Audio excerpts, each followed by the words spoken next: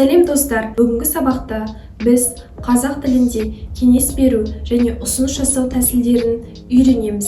Ендеше сабағымызды бастайық. Ұсыныс жасау және кеңес беру кезінде жиі қолданылатын сөз тіркестері. Сен мұны жасап көргің келеді ме? Сізге бұл идея ұнайды ма? Мен саған осылай істеуге ұсынамын. Сен осылай істесең дұрыс болар еді. Менің кеңесім, алдымен жоспар жасап ал. Сен мұны байқап көр. Бәлкім ұнауы мүмкін. Бірінші лайфхак – ұсыну сөзі. Сіз досыңызға немесе әріптесіңізге бір нәрсені істеуді ұсынып отырсаңыз, ұсынамын немесе істеген дұрыс тіркестерін қолданасыз. Мысалы, мен саған осы кітапты оқып шығуды ұсынамын. Жаңадан ашылған кофеханаға баруды ұсынамын. Әріптестермен бірге істеген дұрыс. Екінші лайфхак – мүмкін, бәлкім сөздерін пайдалану. Мүмкін және бәлкім ұсынысты жұмсақ, сыпайы жеткізуге мүмкіндік береді.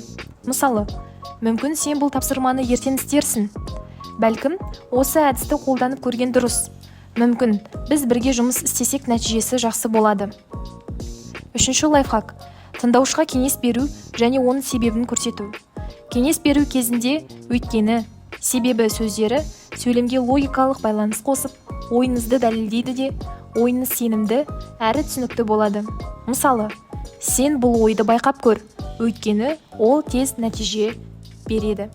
Мен саған демалысты жоспарлауды ұсынамын. Себебі сен шаршап қалмауың керек. Мүмкін осы әдісті қолданып көрген дұрыс, өйткені ол уақытты үнемдейді. Бүгін біз кеңес беру және ұсыныс жасау әдістерін үйрендік. Сабақ көңіліңізден шықса, достарыңызбен бөлісіңіз. Каналға жазылыңыз, пікір қалдырыңыз. Келесі кездескенше сау болыңыздар.